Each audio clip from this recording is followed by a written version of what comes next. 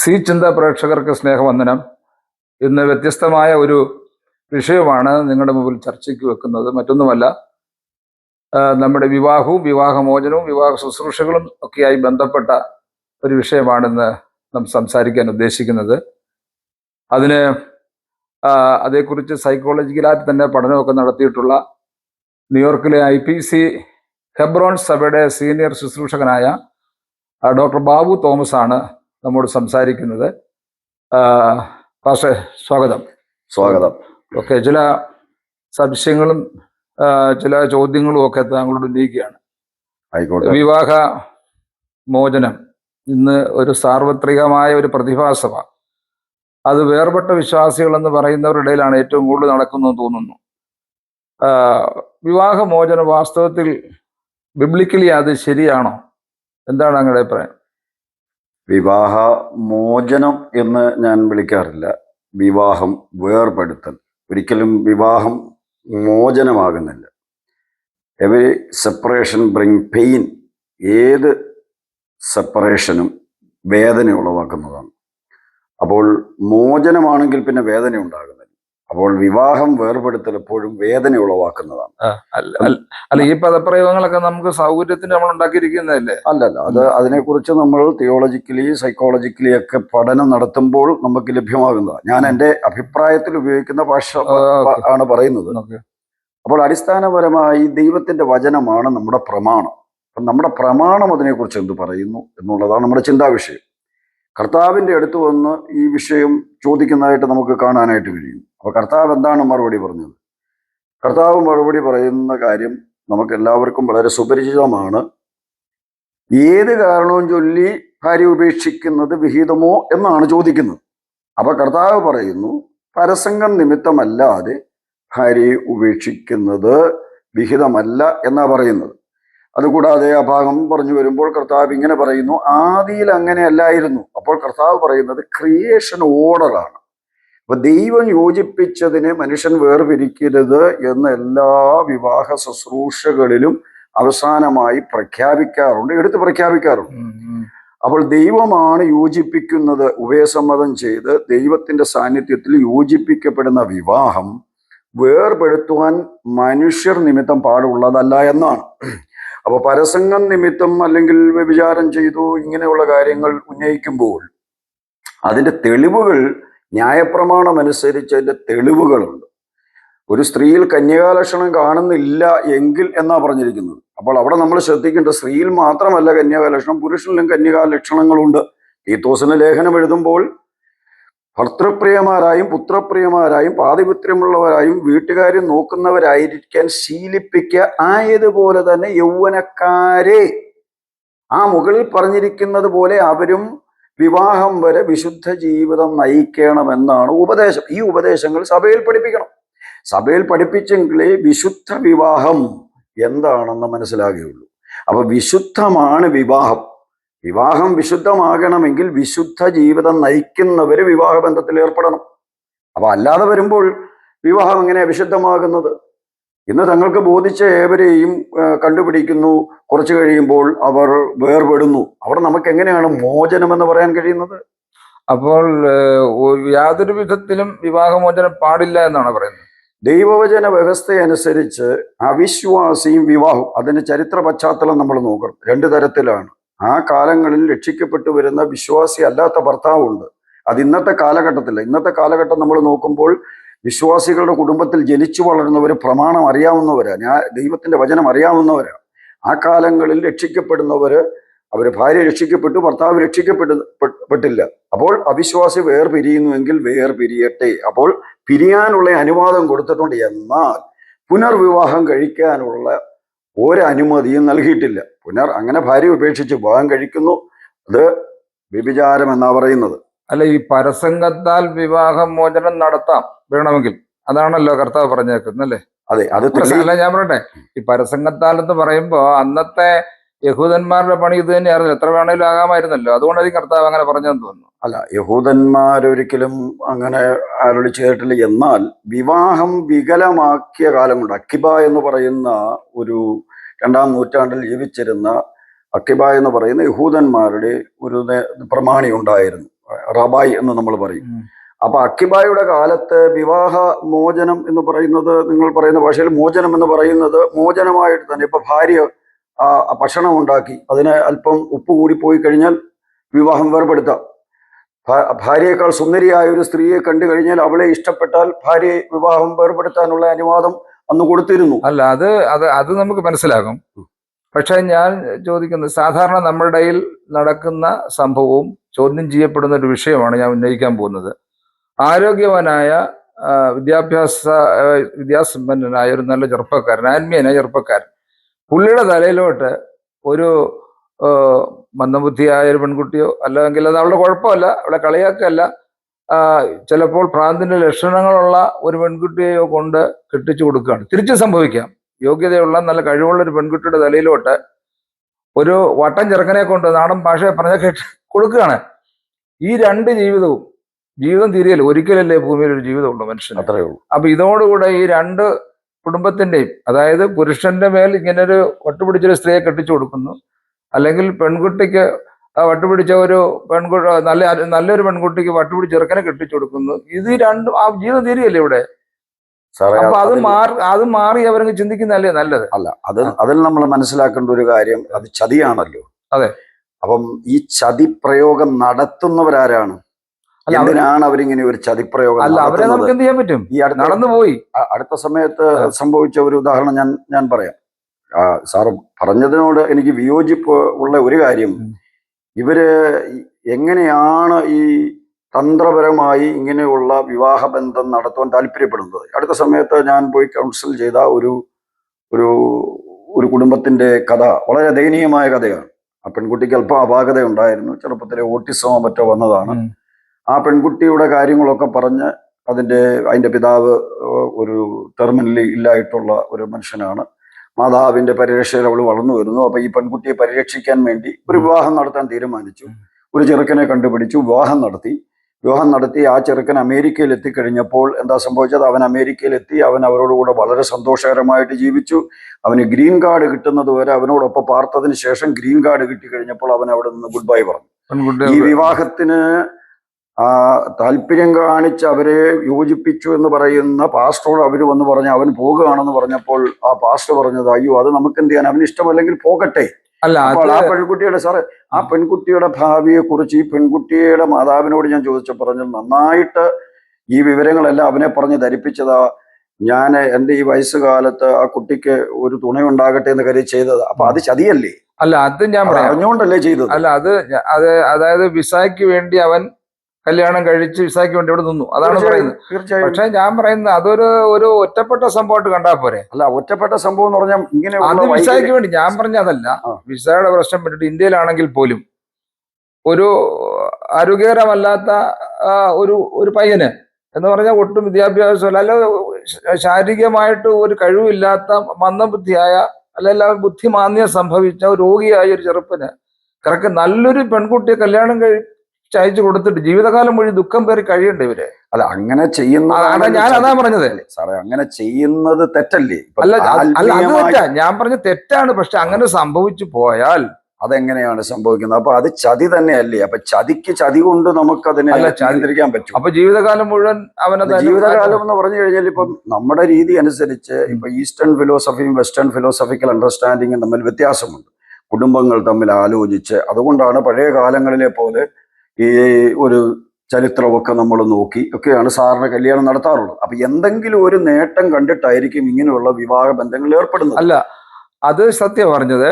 പക്ഷെ കബളിപ്പിക്കപ്പെട്ട കല്യാണങ്ങൾ ധാരാളം ഉണ്ട്. അപ്പൊ ഞാൻ അങ്ങനെ കബളിപ്പിക്കപ്പെട്ട ആ കല്യാണത്തിന്റെ ആ ജീവിതം മുഴുവൻ അവര് നരകിച്ചു തീർക്കണ്ടേ? ആ പെൺകുട്ടി ആൺകുട്ടി ആരെങ്കിലും ഒരാളാണ് അതിനകത്തെ കുറ്റവാളി. ഒരു നിരപരാധിയായ ഒരു ചെറുക്കനോ ഒരു പെൺകുട്ടിയോ ഈ നമ്മുടെ വിശ്വാസ പ്രമാണം അനുസരിച്ചോ അല്ല ബൈബിൾ പറയുന്ന അനുസരിച്ചോ എങ്ങനെയെങ്കിലും ആട്ടെ, അപ്പൊ ആ രീതി അനുസരിച്ച് അവര് ജീവിച്ച് നരകയാതന അനുഭവിച്ച് നീറി ജീവികളാണ്, തീരുകയാണ്. അങ്ങനെയുള്ള സാഹചര്യത്തിൽ രണ്ടുപേർക്കും കൂടെ സമ്മതത്തോടു കൂടെ ബുദ്ധിമുട്ടാണ് ഇക്കാര്യം. അവന്റെ ജീവിതം പോയി, കൊച്ചിന് പറ്റില്ല. എന്നാ പിന്നെ നമുക്കങ്ങ് മോചനമല്ല അങ്ങ് വേർപിരിയാം എന്നൊരു തീരുമാനം എടുത്താൽ നമുക്ക് ആരെ എങ്ങനെ കുറ്റം പറയാൻ അല്ല, പറ്റും? അവര് വേർപെടാം, പക്ഷെ പുനർവിവാഹം കഴിക്കാൻ യാതൊരു അനുവാദവും ബൈബിൾ തിരുവചനത്തിൽ പറയുന്നില്ല. റോമാലേഖനം 7-ാം അധ്യായം, കൊരിന്ത്യർക്ക് എഴുതിയ 1-ാം ലേഖനം 7-ാം അധ്യായം, ഇവിടെയെല്ലാം നമ്മൾ പഠിച്ചു നോക്കൂ. അവിടെയെല്ലാം എഴുതിയിരിക്കുന്നത് കർത്താവ് പഠിപ്പിച്ചതും പുനർവിവാഹം ചെയ്യാൻ പാടില്ല. ഭാര്യ മരിച്ചാലാകാം, ഭാര്യ മരിച്ചാലാകാം. അല്ല പറ്റില്ല. അപ്പോൾ ആ ന്യായപ്രമാണത്തിൽ വേർപിരിഞ്ഞോണം, കല്യാണം കഴിക്കില്ല എന്നാണ് പറയുന്നത്. വിവാഹം കൂടാതെ പാർക്കണം, അല്ലെങ്കിൽ നിരന്നുകൊള്ളണം. ഭാര്യ ഭർത്താവിനോട്, ഭർത്താവ് ഭാര്യയോട് നിരക്കാൻ പറ്റിയ ബോധം ഒരാൾക്കില്ലെന്നേ. ഇതിനകത്ത് ഏറെ എന്റെ തിയോളജിക്കൽ ഡിസർട്ടേഷനിൽ വിവാഹം വേർപെടുത്തലുകളെ എങ്ങനെ നമുക്ക് പ്രതിരോധിക്കാം എന്നുള്ള ഒരു ചാപ്റ്റർ ഉണ്ടായിരുന്നു. അപ്പോൾ അതിൽ ഞാൻ കണ്ടെത്തിയത് തിരുവചന അടിസ്ഥാനം, നമ്മുടെ പ്രമാണം ബൈബിളാണ്. ബൈബിളിൽ പറയുന്നത് അനുസരിച്ച് കാര്യങ്ങൾ ക്രമപ്പെടുത്തിയാൽ ആത്മീയ നിലവാരമുള്ള ഒരു ജീവിതമാണെങ്കിൽ നിശ്ചയമായും ക്രമക്കേടുകളൊക്കെ പരിഹരിക്കപ്പെടും. ഇങ്ങനെയുള്ള ചതിയിൽ ചെന്ന് പെടുകയില്ല. സാറിന് അറിയാമോ എന്ന് അറിഞ്ഞുകൂടാ, വളരെ വർഷങ്ങൾക്ക് മുമ്പ് ഇവിടെ ന്യൂയോർക്കിലുള്ള ഒരു കറുത്ത വർഗ്ഗക്കാരനെ കൊണ്ട് ഒരു പാവം മലയാളി പെൺകുട്ടിക്ക് കല്യാണം ആലോചിച്ച് കല്യാണം കഴിച്ച് അവനെ അവിടെ കൊണ്ടുവന്നു, ആ പെൺകുട്ടിയെ കൊണ്ടുവന്നു. അതിന് കൂട്ടുനിന്നത് നമ്മുടെ ഇടയിൽ ഉള്ള ചില അറിയപ്പെടുന്ന ചില പാസ്റ്റർ എന്ന് പറയുന്ന വ്യക്തികളാണ്. ആ മനുഷ്യനെ അവിടെ കൊണ്ടുവന്നപ്പോൾ ഈ കറുത്തവർഗ്ഗക്കാരൻ അയാൾ ചെയ്തത് അവളെങ്ങനെങ്കിലും രക്ഷപ്പെട്ടു പോട്ടെന്ന് വരെ ചെയ്തതാ. അവരും വിചാരിച്ച് രക്ഷപ്പെട്ടു പോകുമല്ലോ. അവിടെ വന്നു കഴിഞ്ഞാൽ അവൻ ഇവളെ കൊണ്ട് ജോലി ചെയ്യിച്ച് കഷ്ടപ്പെടുത്തി അവിടെ കാശ് കൊണ്ട് ഇവന് വേറൊരു കറുത്തവർഗ്ഗക്കാരി സ്ത്രീയുമായിട്ട് ബന്ധമുണ്ട്. അപ്പോൾ ഇതിൽ ആ ചതി ചെയ്തത് ആരാ? ആ പെൺകുട്ടി മലയാളക്കരയിലായിരുന്നെങ്കിലും അവൾ അധ്വാനിച്ചൊരു നല്ല കുടുംബത്തിൽ അത് കറക്റ്റാണ്. കാരണം നമ്മുടെ പാസ്റ്റേഴ്സും ദല്ലാളന്മാരും വൃത്തിയോടെ സത്യസന്ധമായി ചെയ്യുകയാണെന്നുണ്ടെങ്കിൽ ഈ ചതിയിൽ പെടില്ല എന്നാണ് പറയുന്നത്. പാസ്റ്റേഴ്സ് എല്ലാവരെയും അല്ലേ കുറ്റി എല്ലാവരെയും പറ്റി പറയാൻ പറ്റില്ല. ചില പാസ്റ്റേഴ്സ് ഉണ്ട് സ്വന്തം സഭകളിലുള്ള മാനസികമായ വൈകല്യങ്ങളുള്ള കുട്ടികളുടെ വൈകല്യങ്ങൾ മറച്ചു വെച്ച് ഒരു പാസ്റ്റർ സത്യം സംസാരിക്കണ്ടേ? തീർച്ചയായിട്ടും. ഞാൻ എന്റെ സഭയിൽ പ്രസംഗത്തിൽ പറയാറുണ്ട്, ഈ സഭയിലുള്ള കുട്ടികളെ കുറിച്ച് ആരെന്നോട് അന്വേഷിച്ചാലും ഞാൻ സത്യമേ പറയൂ.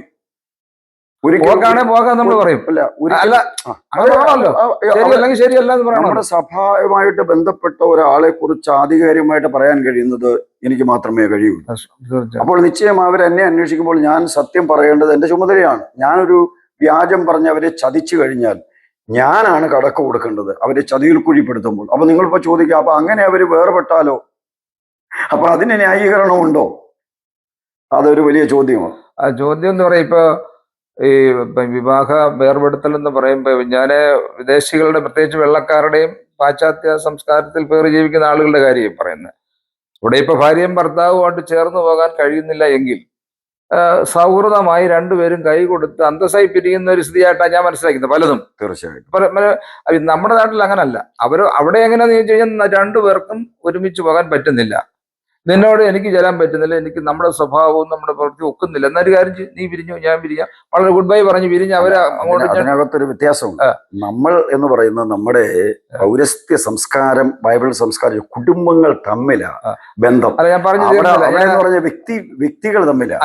അവര് കണ്ടുമുട്ടുന്നു, അവര് ഡേറ്റ് ചെയ്യുന്നു, ചാറ്റ് ചെയ്യുന്നു, ചീറ്റ് ചെയ്യുന്നു, അവസാനം പിരിയുന്നു. ഇതതിന്റെ പോക്ക്. പക്ഷെ നമ്മളെ സംബന്ധിച്ചിടത്തോളം കുടുംബങ്ങൾ തമ്മിലുള്ള ഒരു വലിയ കല്യാണം കഴിഞ്ഞതിന് ശേഷവും കുട്ടികളായതിനു ശേഷം ആരോഗ്യകരമായ ഒരു ചർച്ചയിലൂടെ രണ്ടുപേരുടെ ഏക അഭിപ്രായത്തോടുകൂടെ കിടന്ന് അടിപിടി കൂടണ്ട എന്ന് പറഞ്ഞ് പിരിയുന്ന ഫാമിലികളുണ്ടല്ലോ. അല്ല അത് ശരിയാന്നല്ല ഞാൻ പറഞ്ഞത്, അങ്ങനെ ഉണ്ട്. എന്നാൽ ഇവിടത്തെ സംബന്ധിച്ചൊരു കുഴപ്പം, നമ്മുടെ ഇന്ത്യൻ കൾച്ചറിലെ പ്രത്യേകിച്ച് കേരളീയരുടെ ഇടയില് ഒരു അഭിപ്രായ വ്യത്യാസം ഉണ്ടായാൽ അയ്യോ സമൂഹം എന്ത് പറയും, സഭ എന്നാ പറയും, ബന്ധുക്കളുടെ മുഖത്ത് നോക്കാനൊക്കെ, നാട്ടുകാരുടെ മുഖത്ത് നോക്കാവോ എന്നും പറഞ്ഞ് വീട്ടിൽ കിടന്ന് രണ്ടും കൂടെ അടിയും പിടിയും ബഹളമായിട്ട് ലാസ്റ്റ് സംഭവിക്കുന്നത് എന്നാന്ന് ചോദിച്ചാൽ ഒരാൾ വിഷമടിക്കും, ഒരാൾ ഫാനെ തൂങ്ങും, ഒരാൾ ഗ്യാസ് കൊണ്ട് കത്തും. അപ്പൊ അവസാനം ഈ ജീവിതം ഇവിടം കൊണ്ടങ്ങ് തീരുകയാണ്.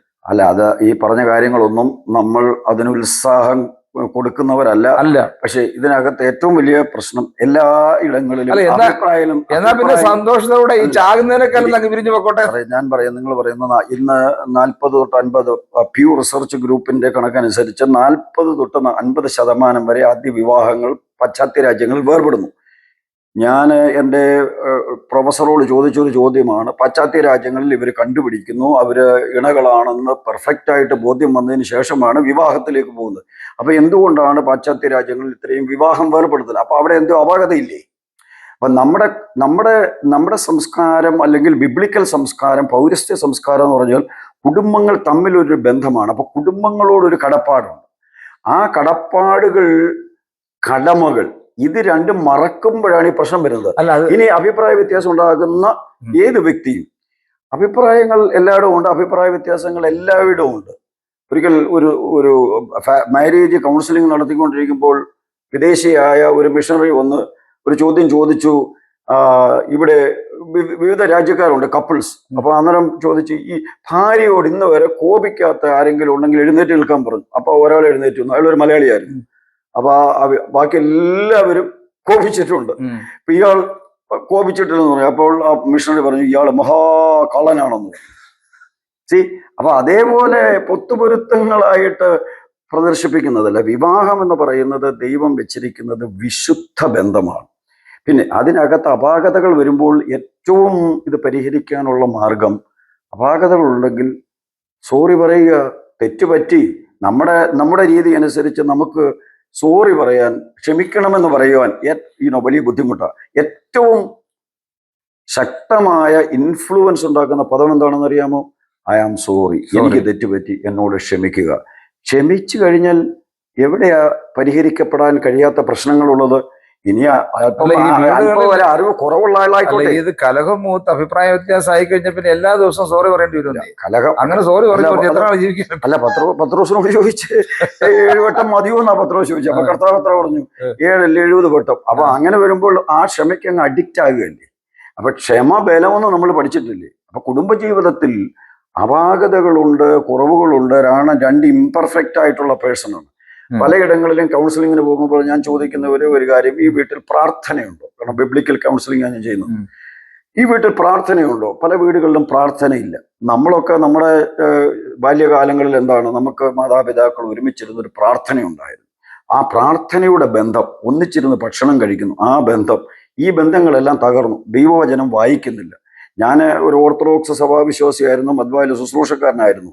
എങ്കിലും വീട്ടിൽ ബൈബിൾ വായിക്കാതെ അത്താഴം തരത്തില്ലായിരുന്നു. നിങ്ങളും അങ്ങനെയൊക്കെ ശീലിച്ചിട്ടുള്ള ആൾക്കാരായിരിക്കാം. ഇന്നത്തെ സ്ഥിതിയോ? തിരുവചന ധ്യാനമില്ല, പ്രാർത്ഥനയില്ല. അപ്പൊ എവിടെയാണ് പിന്നെ ബന്ധങ്ങൾ ദൃഢമാകുന്നത് എന്ന് പറഞ്ഞാൽ കർത്താവിന് സ്ഥാനമില്ല. കർത്താവിന് സ്ഥാനമില്ലാത്തടത്ത് പിന്നെ എങ്ങനെയാ ബന്ധങ്ങൾ ദൃഢീകരിക്കപ്പെടുന്നത്? അപ്പൊ കർത്താവിന് ഒന്നാം സ്ഥാനമുണ്ടെങ്കിൽ ക്ഷമിക്കാൻ കഴിയും, സഹിക്കാൻ കഴിയും, വഹിക്കാൻ കഴിയും. അല്ല, ഞാൻ പറഞ്ഞു വന്നത്, നമ്മൾ ആദ്യം ചർച്ചയിലേക്ക് വന്നത് ഇതാണ്.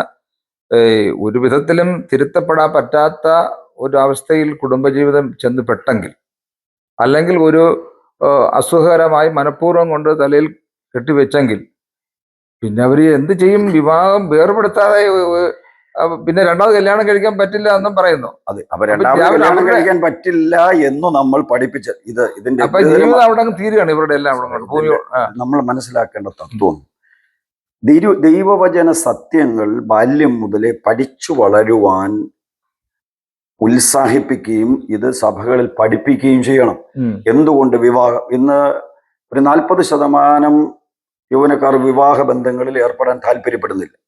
വിവാഹ ബന്ധങ്ങളിൽ ഏർപ്പെടുന്നവർ തന്നെ കുട്ടികൾ വേണ്ട, അവർക്ക് അതൊരു ബേർഡനാണെന്നാണ് ചിന്തിക്കുന്നത്. ഇതെല്ലാം കുടുംബം എന്ന ദൈവത്തിന്റെ സ്ഥാപനത്തിനെതിരായിട്ടുള്ള ഒരു സൈത്താനിക് അറ്റാക്ക് ആണെന്നാണ് അതിനെക്കുറിച്ച് തിയോളജിയന്മാർ പറയുന്നത്. അത് തന്നെയുമല്ല, ഈ കാത്തലിക് ചർച്ചിലെ പ്രീ മാരിറ്റൽ കൗൺസിൽ ഉണ്ടല്ലോ, ഉണ്ട്. അത് സത്യത്തിൽ നമ്മൾ ചെയ്യണം. ഈ പ്രസംഗം നടന്നുകൊണ്ട്, കല്യാണം നടന്നുകൊണ്ട് ഇതിനിടയ്ക്ക് എന്ത് പറഞ്ഞാൽ ഈ പിള്ളേർ എവിടെ എന്തോ കേൾക്കാനാ?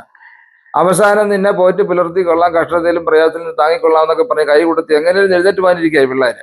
അപ്പൊ ഇവർക്ക് കല്യാണത്തിന് മുമ്പ് തന്നെ കുടുംബജീവിതത്തിന്റെ ഭദ്രത, ബിബ്ലിക്കൽ വ്യൂസ്, കർത്താവ് പറഞ്ഞത്, ശിഷ്യന്മാർ ചെയ്ത്, പണ്ടത്തെ കുടുംബം ഇപ്പോഴത്തെ കുടുംബം, ഇത് പറഞ്ഞ് പ്രീ മാരിറ്റൽ കൗൺസിൽ ലിങ്കിൽ ഈ കുട്ടികളെ കംപ്ലീറ്റ് ബൈബിൾ കാര്യങ്ങൾ പഠിപ്പിക്കണവർ. അതിനുശേഷം വിവാഹബന്ധത്തിൽ ഇട്ടാൽ 15 മിനിറ്റ് കല്യാണം നടത്തി പിരിയാം.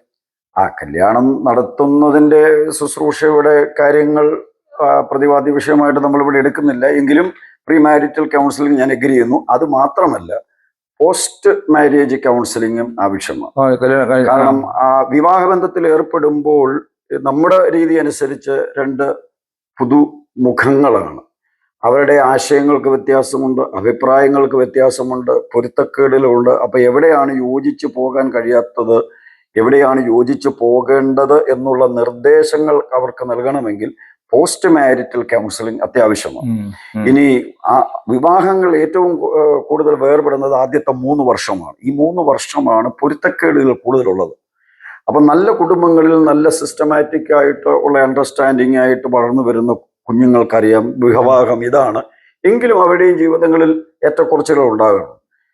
ഇതിന്റെ എല്ലാം തത്വം നമ്മൾ മനസ്സിലാക്കേണ്ടത് കുടുംബങ്ങളിലുള്ള അന്തരീക്ഷമായ തലമുറകളെ കുടുംബം നല്ല ഉത്തമമായ കുടുംബങ്ങളിൽ നിന്ന് ഉത്തമമായ കുഞ്ഞുങ്ങൾ ഉണ്ടാകുന്നു.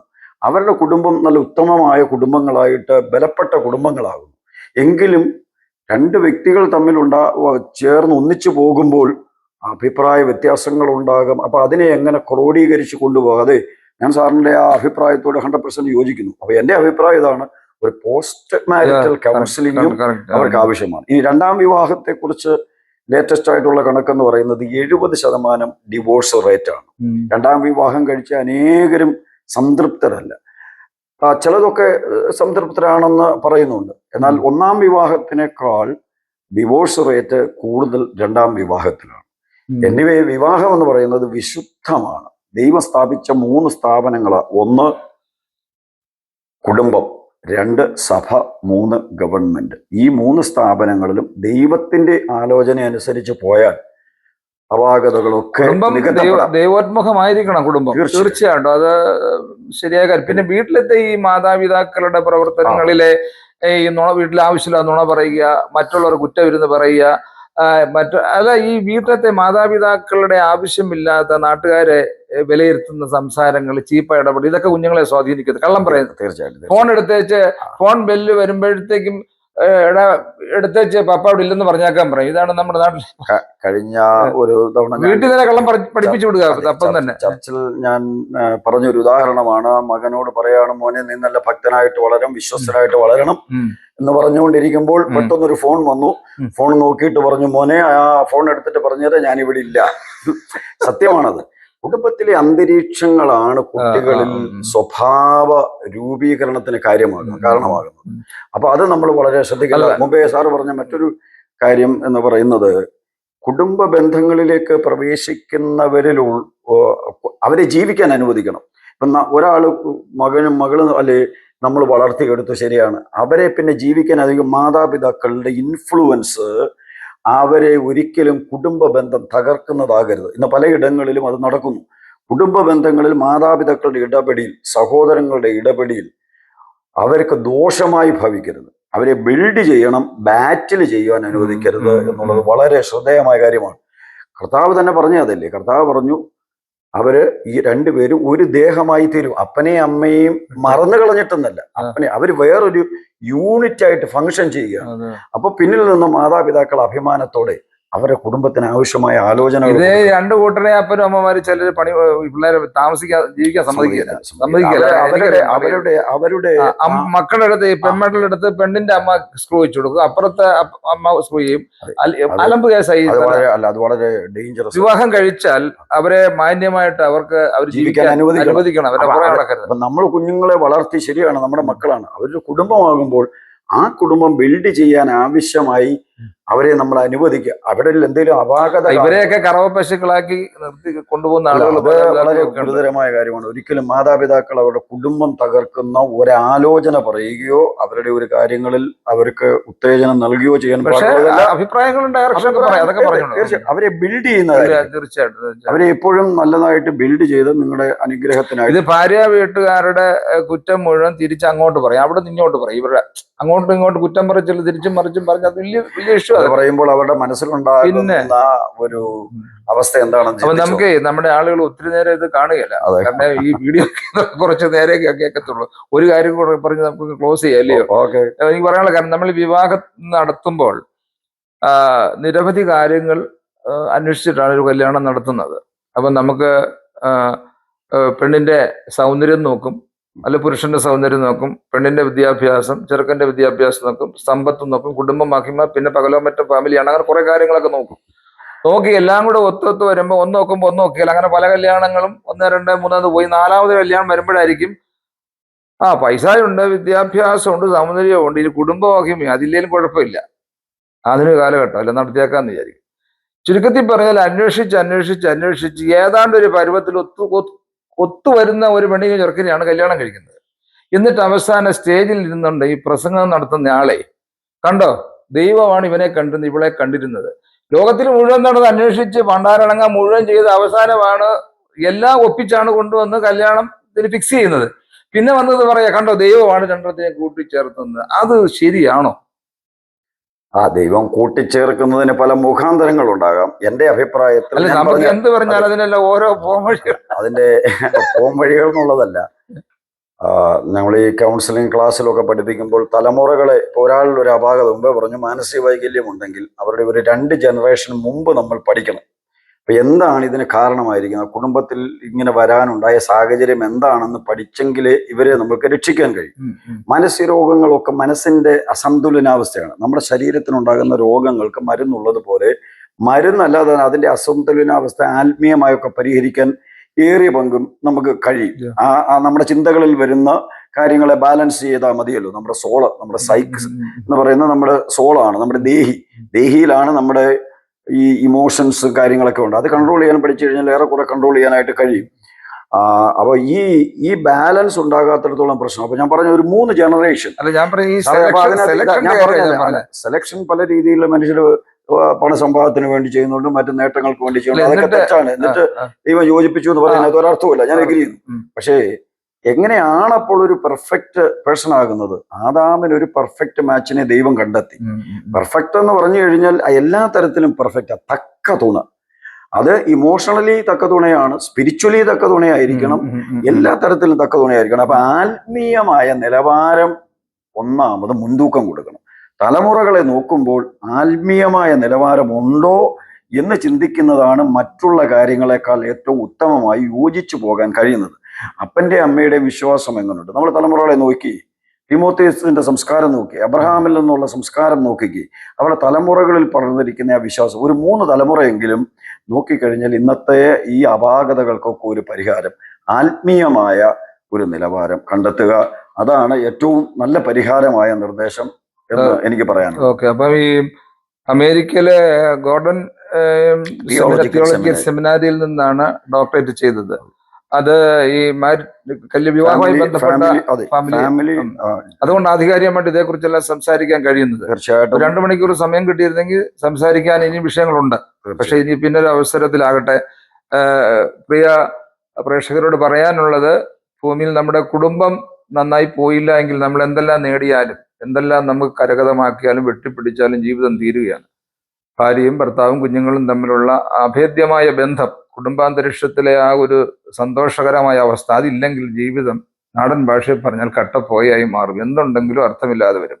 അതുകൊണ്ട് കർത്താവിന്റെ ദാസൻ പറഞ്ഞതുപോലെ ഒരു ആരോഗ്യകരമായ ഒരു കുടുംബജീവിതം നയിക്കാൻ നമുക്ക് സാധിക്കട്ടെ. ഒരു വാക്കൂടെ ഒന്നുകൂടെ അവരോട് 1 മിനിറ്റ് ഒന്നുകൂടെ എന്താ അങ്ങനെയാണ് ജീവിക്കേണ്ടത് പറഞ്ഞോട്ടെ, ഒന്നിക്കൂടെ പറഞ്ഞാൽ ക്ലോസ് ചെയ്യാം. ഞങ്ങളുടെ ഈ സന്ദേശം ശ്രദ്ധിക്കുന്ന എല്ലാവർക്കും പ്രത്യേകാൽ വന്ദനം.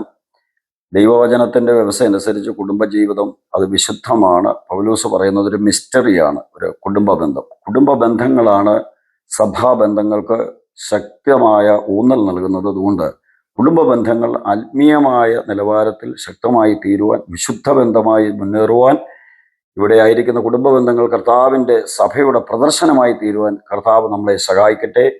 ദൈവം നമ്മെ എല്ലാവരെയും ആശ്വസിപ്പിക്കട്ടെ, അനുഗ്രഹിക്കട്ടെ. ക്രൈസ്തവ ജനതയുമായി തുടർന്ന് ഈ കാര്യങ്ങൾ അറിയാൻ താല്പര്യമുള്ളവർക്ക് ബന്ധപ്പെടാം. നിങ്ങളുടെ ചോദ്യങ്ങൾക്ക് മറുപടികൾ ഞങ്ങൾ നൽകുന്നതാണ്. ദൈവം നമ്മെ അനുഗ്രഹിക്കട്ടെ. ഓക്കെ.